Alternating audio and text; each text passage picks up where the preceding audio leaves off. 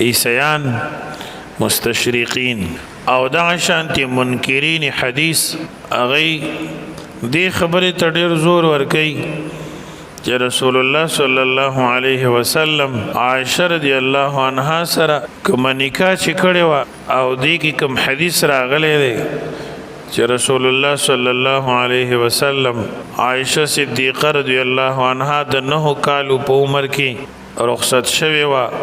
او د نبی کریم کور ته راغلی وه نو دا حدیث غلط ته دروغ دی ولا یعذ بالله ځکه وی پیغمبر پاک باندې دروغ دی چې د 9 کالو د عمر جنې ځان ته ودی او په نکاح کوي اصل کې احادیث او دین قرآن مجید په دې خو عالمان پوهیږي او دنه جوړې خبرې عالمانو ته معلومې وي اوس د دې سرسری خبرې د هغه زمانې د هغه دور او د نبی علیہ السلام او د عائشه بیبي دا نکاح په کم نیت وا کم مقصد د پاره وا اخو څوک نه بیانې دا کم چې اعتراض کوونکی دی خو صرف دا یو ټکی وای چې د 9 کال عمر کې ځان ته نا وکړله کور ته راوستله واضح دی چې دغه حدیث صحیح دی بخاری شریف کې نورو کتابونو د حدیث کې راغلی او بالکل د 9 کال په عمر کې رخصت شوی دا نکاح الله تړلی و الله کړی و نو پرویزه منکر حدیث یا هغه سړی چې د اسلام په جامه کې د علم په لباده کې په احادیث او حمله کوي نو خو تا ته داسې نه و چې د پیغمبر پاک د حدیثونه منکر یم اخو به داسې یو شک ستا ذهن کې پیدا کوي یو شبهه به پیدا کوي چې هغه ستا ذهن کې ننوځي او ستا مازغه خرابونکي وي اوس په دې باندې محدثین او عالمانو د اسلام خبرې کړي دي یو خو قرآن کریم کې الله تعالی فرمای چې د نکاح د پاره بلوغ شرط نه دی واللائي لم يحضن اتیشتمه سپاره دا بالغیدو نه مخکم نکاح کیږي عام طریقه دا سره چې بلوغ نه بعد نکاح کی د نکاح د پاره دا شرط نه دی چې دا به بالغ نه ولا به نکاح کی او که بالغ نه ونه نکاح نه کی او اصل تحقیقی خبره ده چې د رسول الله صلی الله علیه وسلم د ام المؤمنین عائشه صدیقه رضی الله عنها سره کوم رشتہ چې کېدله نو اصل کتاب په دغه وخت کې د 4 کالو په عمر کې و او چې کله بیا د 4 کالو په عمر کې و نکاح شوی و د 9 کالو په عمر کې بیا رخصتی شوی و او زنانه چې زر بالغیږي هغه 9 کال عمر دی زر چې بالغیږي دویمه وجه دا چې دا نبی علیہ السلام د تعلیم د پاره په نکاح کړی و زنانه براتلی د نبی علیہ السلام نه به د مسائلو تپوس کو او په دې کې به هغه مسلې وي چې کوم د زنانو پورې خاص دي رسول الله صلی الله علیه وسلم خو ډېر د حیا نه ډکو نو ډېر کرته زنانا مهاجرین کې انصارو کې داسې راغلي دي او د دې پوشیده او پټو د زنانو پورې مختص مسائل مبارکي د پیغمبر نه تپوس کړی دی نبی کریم صلی الله علیه وسلم به جواب ورکولو کې لږ ججک محسوسو د وجه د حیا نه د نبی کریم صلی الله علیه وسلم دا عائشه صدیقه رضی الله عنها بلوغ سره فوراً ځکه په نکاح کړی دی د پیغمبر پاک صلی الله علیه وسلم لومبه نکاح د خدیجه الکبرى رضی الله عنها سره شوی ده او حضرت خدیجه بیبي چې تر څو پورې ژوندۍ وه نبی علیہ السلام بل نکاح نه کړی د هجرت نه 3 کاله مخکې خدیجه بیبي وفات شوه دغه وخت کې د نبی کریم صلی الله علیه وسلم عمر یو کم 50 کالو نو دین رستو بیا نوري بیبیانی د رسول الله صلی الله علیه وسلم په نکاح کې راغلی یو انسان که د خواهش پرستی د پاره نکاح کوي نو د 500 کالو نه 40 کال نه رستو د انسان خواهشات زیاتیږي کمیږي که رسول الله صلی الله علیه وسلم د خواهش تسکین مقصد وي څنګه چې عیسیان وي مستشرقین وي نو بیا خو به په نو عمره کې 50 کالو 10 کالو کې کثرت سره بیان کوي الله تعالی قرآن مجید کې فرمای ام يحسدون الناس على ما آتاهم الله من فضله فقد آتينا آل إبراهيم الكتاب والحكمة وآتيناهم ملكا عظيما سورۃ النساء کې فرمایي دا خلق د رسول الله مبارک په دې ډېرو بیبیانو د سره حسد کوي. دلته یو تفسیر دا دی، تفسیر بحر العلوم لیکلی دی، قرطبي او روح المانی لیکلی دی. آیا حسد کوي خلق یعنی یهودیان د نبی علیہ الصلوۃ والسلام سره علامه آتاهم الله من فضل، پاغه چې دي ته الله ورکړي د فضل نه چې کثرت سره بیبیان دي، نبوت ته واحده. درېمه خبره دا ده چې دلته کې زمونږ معاشره زمونږ ماحول دا اوبو دا آب د دې بیل مزاج دی. د عربو ماحول د هغې آب و هوا ګرمه ده، هلته بنده زر بالغېږي. په دې کې د هرې علاقې آب و هوا او د هر خاندان د هر قوم خپل مزاجي په دې بلوغ او عدم بلوغ کې. په دې وجه رسول الله صلی الله علیه وسلم ام المؤمنین عفیفه کائنات عائشه صدیقه رضی الله عنها د 9 کالو په عمر کې واده کړی و. دا بالغه شوی و. زر چې زنانه بالغېږي د هغې 9 کاله عمر دی، 9 کال نه مخکې نه بالغېږي. په دې وجه دا روایت بالکل صحیح دی او نبی کریم دا د زنانو د تعلیم د پاره د زده کړې د پاره او د دین د مسائلو د یادولو د پاره خصوصي طور سره په نکاح کړی و چې د زنانو تربیو کې د امت. او دا بیا واضح شوه چې د دین څومره اهم مسائل عائشه صدیقه رضی الله عنها نه نقل دي. ورنه د رسول الله صلی الله علیه وسلم سره د عائشه صدیقه رضی الله عنها نکاح چې کله وشوه نو دا د 13 کالو په عمر کې و چې پیغمبر د خدای د دنیا نه تشریف یوړ او نبی علیہ السلام سره 9 کاله زندگی تیرا کړې ده. ام المؤمنین په دې 9 کاله کې صد پاسه 2000 احادیث ځل د ام المؤمنین نه نقل دي. كانت رجلا ودا خزا خو الله خوې د سړو ور کړو او د عائشه صدیقه رضی الله عنها بارک الله تعالی سورۃ نور کې آیتونه نازل کړ، پاکی بیان کړه. په نیکانو خلکو مختلفه زمانہ کې تهمتونه لګېدلې دي په عیسی علیه السلام باندې او د هغه په مور بیبي باندې یهودیانو الزام لګولی، حضرت مریم بیبي باندې، یوسف علیه السلام باندې تهمت لګېدلی، زلیخا بنت تملیخا. د عیسی علیه السلام صفایي داسې وشوه نو د هغه د مور بیبي چې دی په غېږ کې و او عیسی علیه السلام گویا شو انی عبد الله آتانی الکتاب وجعلنی نبیا. دا معجزه الله کارکا نو مریم بیبي صفائی وشو. یوسف علیہ السلام باندې چې زلیخی بیبي الزام ولګو دا هغه شهادت وشو، دا هغه د تایید د صفای گواهی پیش وا. مختلف خبرې دي، مشهور روایت د مفسرینو ده عبدالله ابن عباس رضی الله عنهما وغیرہ علماء کرام صحابه تابعین وای یو وړو کې معشوم زانګو کې بروتو هغه صفائی وکړه چې دا یوسف علیہ السلام بی گناه دی، غلطی ټوله د زلیخا بیبي ده. یا نور خبرې د مفسرینو دي چې هغه کان لها ابن عم وکان رجل حکیمه، تفسیر سراج المنیر لیکلی. یو خيار سړیو د دې زلیخې د ترز ویو، هغه وی چې تاسو ګورئ که دا لمن مخکېش لیدلی وي نو دا سړی یوسف علیہ السلام ملامت دی او که رستیش لیدلی وي نو زلیخا ملامت ده چې وی کتل په دې اطمینان. خود عائشه صدیقه مقام ته وګوره رضی الله عنها. منافقینو عبدالله ابن ابی ابن سلول او دا ملګرو چې کله په ام المؤمنین باندې تهمت ولګو نو الله د اسمان نه د هغې صفایي نازله کړله، په خپله صفایي وکړله او یې فرمیل ان الذین جاءوا بالافک عصبة منکم لا تحسبوه شرا لکم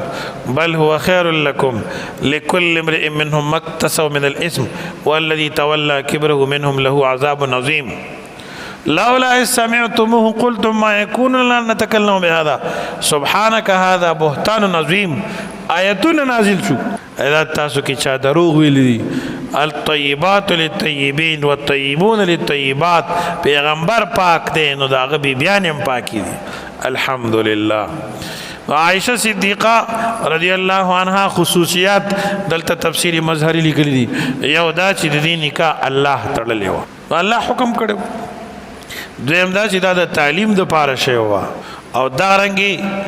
بلوغ اقل مده کم مده 9 کال دا او عرب ماحول ګرمو خوراک ګرمو د هغه وخت خلک زر بالغ دل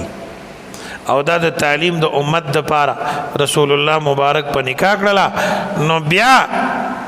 د لوی صحابه کرامو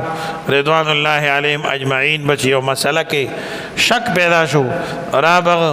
ام المؤمنین عائشہ رضی الله عنها به مسله حل شو سیدنا ابو هريره رضی الله عنه با د جمعې په ورځ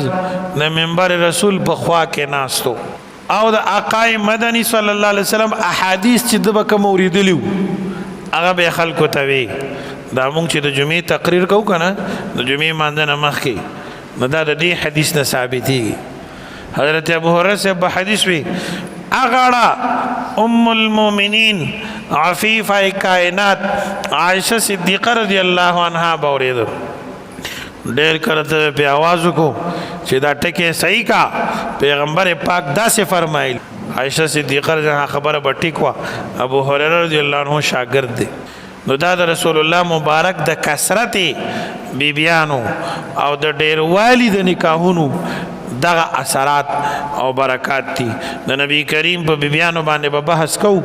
خو لیکن په اسلام کې دا خبره تاسو ته په ذهن کې ده یو امتی ته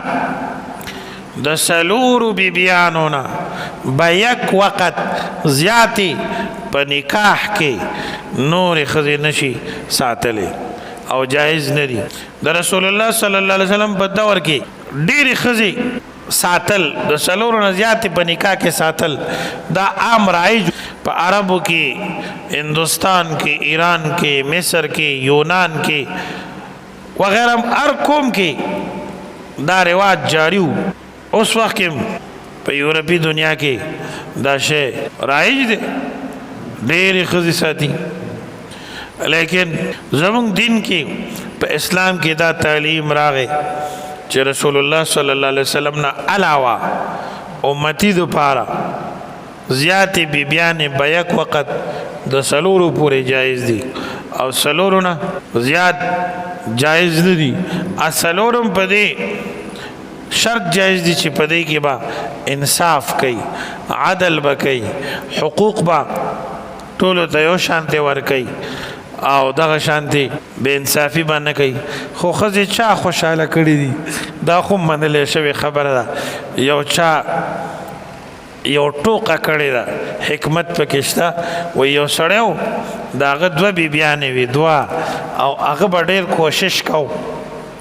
چې د دې بیبیانو منځ کې مساوات وکړي انصاف وکړي نو یې ډېره ښه زندګي روانه وه اتفاقا دواړه په یو ورځ مړې شوې په یو ورځ مړې شوې نو د سړي کفن دفن انتظام وکړو چې برابر شو نو بیا وی چې دې کومه مخکې وباسو جنازه مخکې د کم یوې وباسو بار کو نو دا خو فرق راځي زر زر بله دروازه وی جوړه کړه خلکو کې خبره مشهوره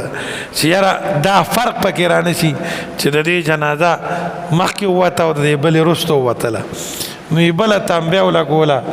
بله دروازه ولګوله او وی به یک وخت یې دا دواړه جنازې وویستلې په خلکو کې خبره مشهوره ده کتاب کې مې نه ده کتلې ګورې ښه چې کله جنازې ووتې سړی کفن دفن فارغ شو دا خاون اوده شو د شپې خوب صحیح کو یو ښځه ورته وایي چې زما خو د نه ډېره لویه ګیله پیدا شوه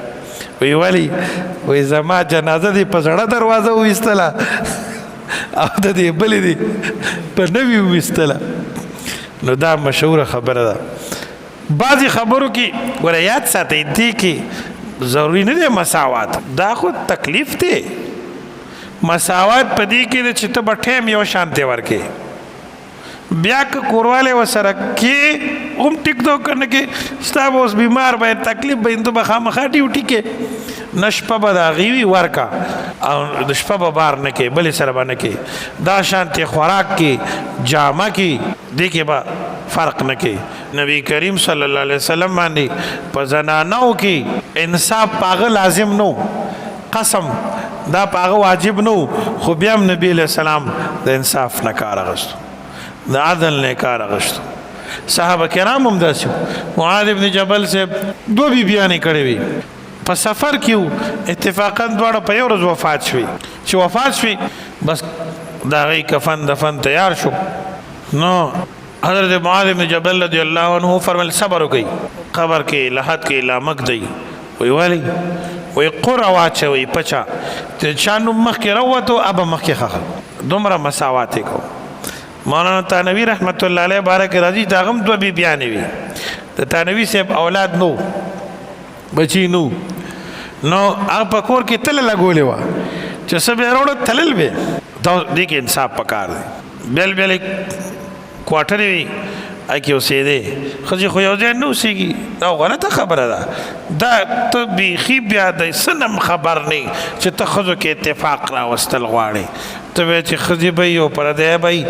او د یو خاندان او د بل خاندان به د واده کړي او دې کور کې به شور نه وي چغې به نه وي مازغه خوړل به نه وي او جګړې به نه وي دا کیدی نه دي دا فطرت نه دی د انسان نو تانوي صاحب جدا جدا کوارټرې وي نو بیا به دا سیزونه په تله تقسیمول یو ورځ دوه هندوانې راوړې چا نو یو له ورکه بله ورکه چا یوې کټ کاغه شنه وه پخه نه وه ډېر زیات خفه شو وایي اوس دې کې څه کوم ویې فرمایل چې د ښځو منځ کې پوره انصاف کول ډېر ګران خبره نو د رسول الله مبارک داسې نه وه هغه ټولو ته یکسا قتل او بیبیان مبارک خوشحاله وي په آخره کې یو بیبي وه هغې په خپل نمبر عایشه صدیقه رضی الله عنها ته ورکړو اوی د الله پیغمبر دا ما دپاره کافي ده چې د قیامت په ورځ ستا په نکاح کې زه یم او زما حشر وشي نو یاد ساتئ دا د نبي کریم خصوصیت و بل سړی د 4 نه زیاتې بیبیانې بیق وخت په نکاح کې نشي ساتلی او دې کې دا خو فایده وه یو چې نبی علیه السلام ډېرې بیبیانې دې دپاره کړې وي چې خلکو ته دینی مسلې خوري شي ځینې مسلې د کور وي زنانو ته وښودل شي دویم دا بعضې خلک ډېر سخت او په دشمنۍ کې اسلام سره ډېر شدت کې نبی علیه السلام د هغې لور خور به وکړله رشته به راله هغه به د اسلام د تبلیغ ذریعه وګرځېده ټول قوم به خپل شو او اسلام او د دین دپاره به د تقویت باعث ګرځو لکه ام حبیبه رضی الله عنها ام المؤمنین د ابو سفیان لور ده نبی علیہ السلام په نکاح کړله دشمنی ختمه شوه او ټول په اسلام کې داخل شو دغه شانتې بعضې به کونډې وي بې اسرې به وي رسول الله صلی الله علیه وسلم د هغې د اسرې پیدا کېدلو او دارنګې د ضرورت پوره کېدلو په غرض باندې هغې سره نکاحونه کړي دي الله پاک دې موږ تاسو کې د نبی کریم صلی الله علیه وسلم سنت قایم کړي او د نبی اسلام شریعت دی الله په موږ تاسو کې پیدا او فرمایي څومره دین چې موږ کې دی الله دا نورم زیات کړي او الله پاک دې موږ تاسو کې پوره دین پیدا او فرمایي واخر دعوانا الحمدلله رب العالمین